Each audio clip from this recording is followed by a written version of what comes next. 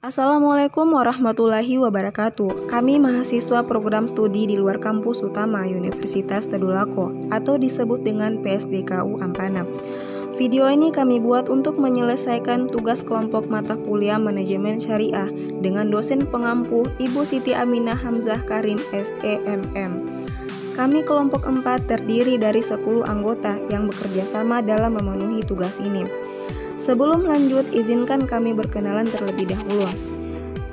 Saya sendiri Siti Nurjana dengan NIM C20119576. Kemudian Sulmiati Suardin dengan NIM C20119487.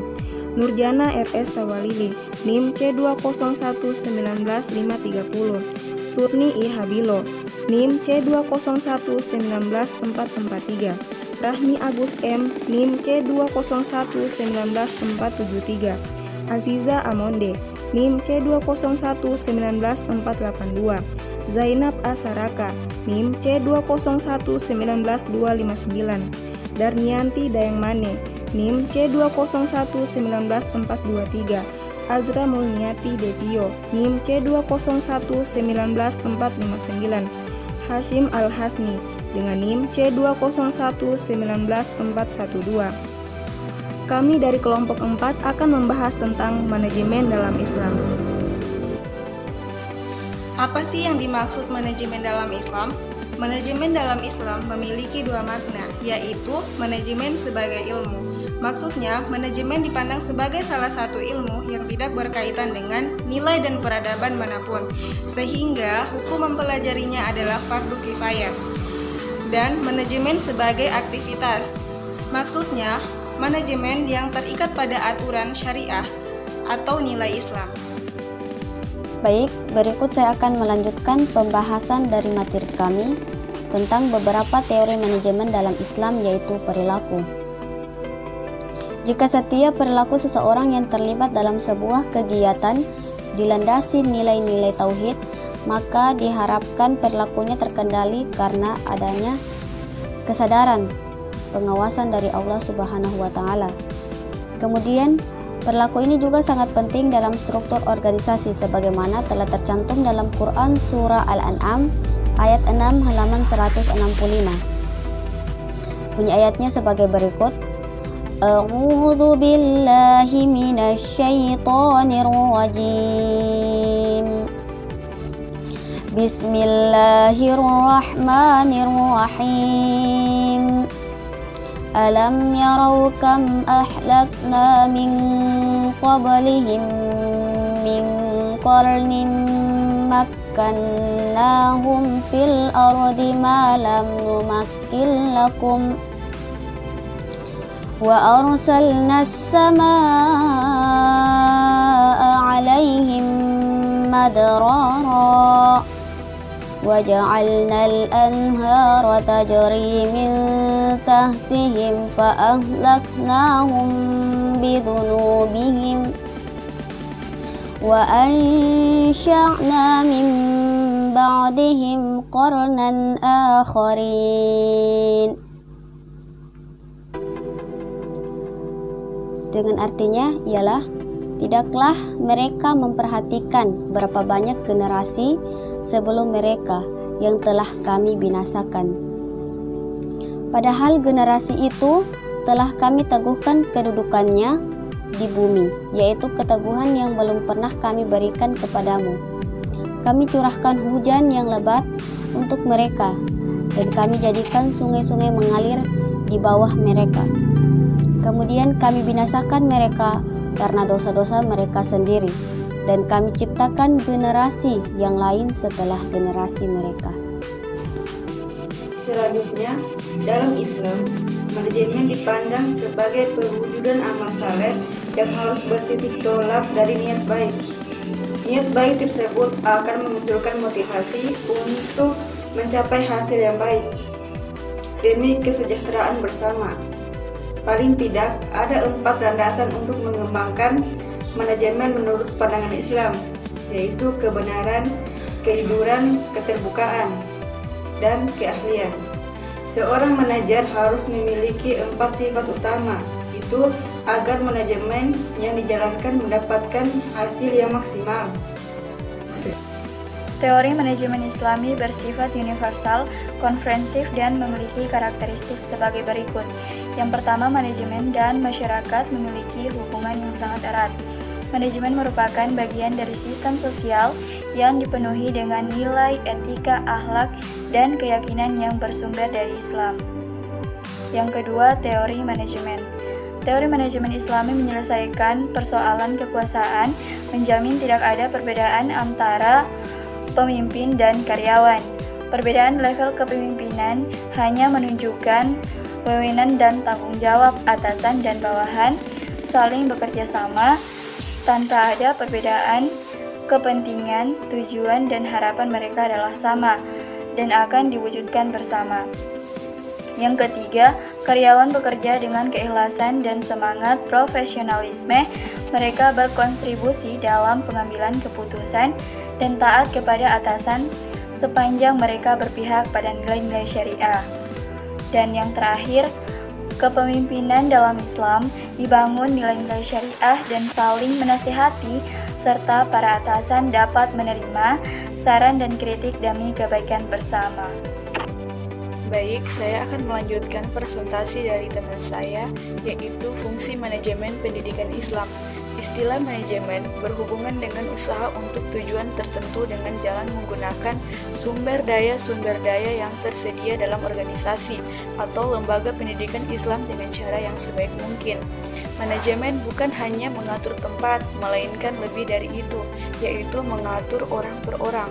Dalam mengatur orang diperlukan seni dengan sebaik-baiknya, sehingga kepala sekolah yang baik adalah kepala sekolah yang menjadikan setiap pekerja menikmati pekerjaan mereka. Jika setiap orang yang bekerja menikmati pekerjaan mereka, hal itu menandakan keberhasilan seorang kepala sekolah. Para ahli manajemen mempunyai perbedaan pendapat dalam merumuskan proses manajemen sebagaimana penjelasan berikut. 1. Menurut Skinner, fungsi manajemen meliputi planning, organizing, staffing, directing, and controlling. 2. Stephen P. Robin, fungsi manajemen meliputi planning, organizing, leading, and controlling. 3. Gulick mengedepankan proses manajemen mulai dari planning, organizing, staffing, directing, coordinating, reporting, and budgeting. 4. Voyal yang dikenal sebagai bapak manajemen ilmiah atau scientific management mengedepankan proses manajemen sebagai berikut: planning, organizing, commanding, coordinating, dan controlling. Sumber pemikiran manajemen Islam bersumber dari nas-nas Al-Quran dan As-Sunnah. Manajemen sebagai suatu ilmu dan seni yang mengurus atau mengelola tidak lepas dari fungsi-fungsi dan ketentuan yang telah ditetapkan Allah dalam Al-Quran. Fungsi manajemen dalam Islam, hasil penelitian menemukan bahwa ada 4 fungsi manajemen, yaitu perencanaan, pengorganisasian, pemimpin, dan pengendalian. Pandangan Islam tentang manajemen dalam berbisnis. Islam telah mengatur bahwa dalam menjalankan aktivitas bisnis harus berpatokan kepada prinsip-prinsip syariah Islam dengan mengacu kepada Al-Quran dan hadits. Kegagalan manajemen bisnis konvensional dalam menghasilkan dan menciptakan manusia yang berpihak kepada kejujuran, kebahagiaan, dan kemanusiaan manusia. Maksud dan tujuan bisnis dalam Islam. Tujuan utama bisnis pada dasarnya adalah mengejar keuntungan dan omset yang besar. Keuntungan merupakan hal yang baik dan dapat diterima oleh semua kalangan. Yang paling mendasar tujuan bisnis adalah keberkahan dan manfaat bagi orang lain yang sangat memerlukan dari kegiatan yang dilakukan. Teori manajemen dalam Islam. Teori manajemen dalam Islam merupakan teori yang konsen dan terkait dengan falsafah masyarakat Muslim dan berhubungan dengan akhlak atau nilai-nilai etika sosial yang dipegang teguh oleh masyarakat Muslim. Manajemen dalam Islam konsepnya terhadap variabel dan motif. Materi bekerja untuk memenuhi kebutuhan fisiologi individu. Bismillahirrahmanirrahim. Assalamualaikum warahmatullahi wabarakatuh. Baiklah teman-teman, saya akan melanjutkan hasil presentasi dari teman saya yang sebelumnya ya. Baiklah, di sini saya akan memaparkan fungsi manajemen dalam organisasi. Manajemen itu salah satu fungsinya adalah memberikan delegasi dan wewenang kepada bawahannya.